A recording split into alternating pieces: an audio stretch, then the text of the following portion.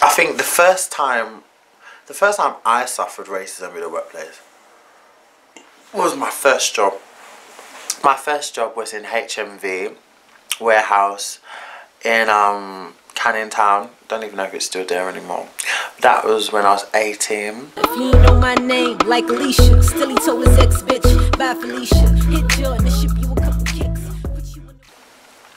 And I was looking for a part-time job at that time for the summer. And I was there for like 3 weeks as a picker-packer. It was quite fun, to be honest. I enjoyed it. And processing, putting stickers on, tagging and all that. Yeah. And then after 3 weeks I got promoted to temp supervisor, so I was supervisor to all the temps, and I was only meant to be there for 3 weeks. So I was like, you know, hard worker. There was just one time I got my shift muddled up. So I used to do 12 hours. That was just the shift, that was it. Like, it was 12 hours, 6 days a week, and on Sunday it would be something like 9 to 6 or something like that. Yeah, I can't remember what day it was, obviously it's so many years ago, but I came in at, I was meant to, well, I didn't come in at the wrong time. I got told by Manny, like team leader, I got told by him to come in at 6, right? And at the time I lived in Dagenham. 6, you know, bit tricky, so you have to wake up really early and all that. I got there well early, and I was well proud of myself. I got there like 5:40, and I was like, yes, chat bow. I was like, sitting down, chilling, thinking I was all early or whatever. And I thought, oh, there's no point of me just sitting here. I just might as well go upstairs. So I put my stuff in the locker. I went upstairs, and it was just me. Like, no one was there. So I was just like, woof. Because I very much was on black people's time. I was always late all this time.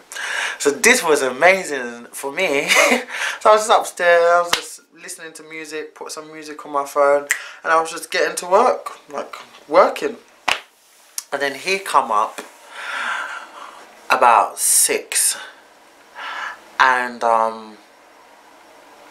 he was like, are you meant to be here this early? And I said, yeah, Manny told me to come in.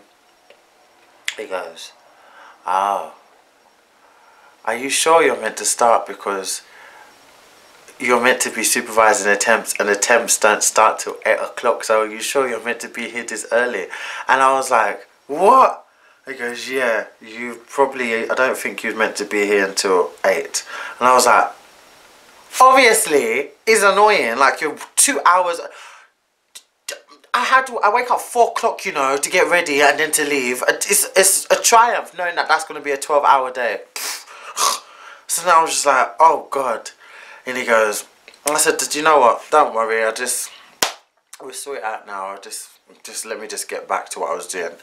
And he was like, okay. I was just working. It was so awkward with him. I never really got along with him anyway. It's just such an awkward man. Like, there were a lot of people there that were Polish and Lithuanians. They always keep themselves to themselves anyway, because I've had experience working with them. But he was just something else. And then I remember, yeah. Today I was working. And then he said, this is a thing with monkeys like you. You work so slow. In my country,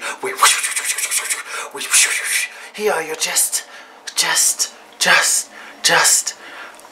And before I heard the monkey comment, I was just thinking to myself, I said instantly, like, I'm 2 hours early. How fast do you expect me to work? I mean, I'm not even meant to be here right now. So, you know, then I was like, wait a minute, monkey? He goes, yes, you monkeys.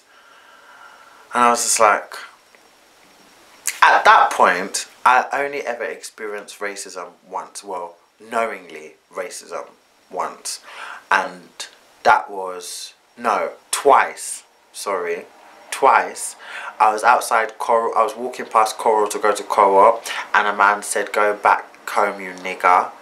And then outside my school, just as I was going into school, this is the first time, someone just shouted, this man, white man, out of a van, "Black bastard!" And I was just like, and I remember I walked into the assembly, I was like, someone just called me a black bastard, and everyone was like, oh. And I was like, yeah. But I never experienced racism, like as in anyone calling me a monkey or gorilla or anything like that.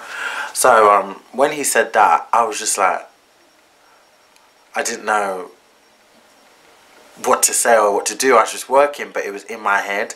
And then Stanley come up first, and then I was like, "Hi Stanley, you right?" He goes, "You're right, you're right." And I was like, "No, I want to talk to you about something." He goes, "What's the matter?" I said, "Do you know, I'll come earlier because obviously Manny told me to come in at 6 and I didn't know people start at 8." And he was laughing. I was like, "Yeah, so was he." And then Ed come up, and then I was just working, and he just basically said monkey, like, you know, monkeys like you in my country who work fast. And he just started laughing, and I didn't understand how he thought it was funny. And I was just like, I was like, you know, he goes, "Oh, don't pay no mind to him. That's just how he is. Like, he doesn't mean anything by it, you know. Sometimes just these people, that's just the way they are, you know. Just come here, do your work, and just go. Like, don't even pay too much mind to it." But it was frustrating me. I don't know what was more frustrating, that like how he was so nonchalant about it. Because as a fellow black man, I think you'd be offended, but he was his boss, because he was like a manager, and Stanley was like a team leader as well, I think he was. And obviously me, I was temp supervisor, so I didn't have no power. But just the fact that people would obviously for you to be so, for that behaviour to be so normal to you, he's obviously done it more than once. And then there was this other idiot, I can't even remember his name, was Andy or something, this stuck in 70s hippie looking idiot of life, this small thing with this stupid fringe of a haircut, who thought he was, I don't know who he thought he was or who he was trying to be, but it was disastrous. He definitely was a cunt. He was a racist. Absolutely, I can see. I definitely know now, because the way he treated me was just, it was bang out of order. He was always just on my back, and he wasn't even a manager for our section. He was a manager for that section, and he needed to be a manager over in that section. Always kept on bringing his stupid nonsense over here and telling me nonsense. How did I handle that situation? I come in one day and I said, or someone said good morning to me. I was like, "Morning." They're like, "You're right." I said, "I'm fabulous." And I was like, "What's going on?" I was like, "I don't feel like I want to be here anymore." And they were like, "What do you mean?" I was like, "Nah, I don't want to be here anymore." Like, so I went upstairs. I went to the locker. I got my high vis. I went upstairs, and the idiot, the 70s man, just come up to me. He goes, "Oh, are you meant to be? Is your shift today or whatever? I don't think you're meant to be in today." And I was like, "How would you know?" Yeah, how would he know? He was a manager. Used to guys. They had general managers for each section. He wouldn't know that. He just wanted to be involved. And I said, "You know what? I don't think it's going to be my shift today or tomorrow or the next day." I'll never forget this. It was fantastic. And he goes, "What are you on about?" I said, "I took off my high vis." I did this. It was so funny. I took off my high vis. I went, "Woo!" And then this is the locker key here. And I was like, "Here." And he goes, "What are you doing?" I said, "I quit." Oh my god, it was so fantastic. Everyone was just staring. Like, it was fantastic. I left, and I never forget, I ran all the way to West Ham Station. I didn't stop, and I got to the station, I topped up my phone, I was like, Mum, guess what? She goes, aren't you meant to be at work? I was like, nope, I quit. She goes, Junior. I was like, I just got tired. I'm tired of working there. I'm tired of the people. I'm tired. Do you know what? And since that, I've always left jobs like that. I mean, not so dramatic, but if I don't like somewhere, I just leave. And I think that that's what a lot of people do, because they get scared. They're like, oh my God, if I leave this job, I have to do this because I can't find anything else. But there's so much agencies out there where you can just get work instantly. And I was working the next day. I was working alongside an engineer in Westminster Hospital. Then I was meant to work in Sony, but that didn't happen. And then after, I was just working as an unload. I did so much jobs with that agency after. I was like constantly in work.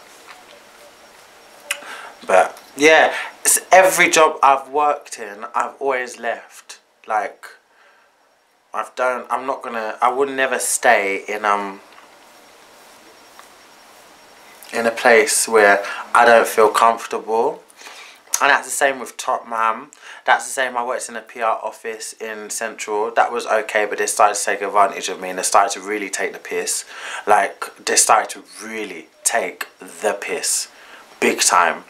I feel like everywhere I've worked has been a bit of a piss take, to be honest. I didn't really enjoy Selfridges too much. I enjoyed the fact that we didn't have to do much, but it was just, I don't know, just... If you're not happy somewhere and you feel like you're being mistreated, just leave. Especially when stuff like sexual harassment happening. Like in Tottenham, I think I mentioned it in one of my videos. The manager, I had a big problem with the manager, and he started showing my Instagram on the shop floor after I left. And it was only the workers that were telling me about that. And that was really disgusting, to be honest, because he already had a vendetta against me. I don't know if he was racist, I don't know if he was jealous, but he just had something against me for no reason. I have no idea to this day what his problem was. But you just have to go to HR and report their ass whenever you feel mistreated. That's one thing that I didn't know when I was younger, because if I would have known about HR, I would have took advantage of not being taken advantage of. Because these people seem to think they're in a certain power, and because they're treating you in a certain way, you seem to just accept that because, you know, it's your job and they happen to be managers. But no one ever thinks that these people do have bosses, and these people still have people that are overlooking how they work as well. So it's easy for them to portray to you like they're the big boss in charge, but really they're not, because the way that they're treating employees is definitely a form of misconduct. I wish that I knew a lot more when I was younger, and then I wouldn't have been taken advantage of like the way I was, especially when I had that element of racism in HMV. Definitely. I'm ready to go.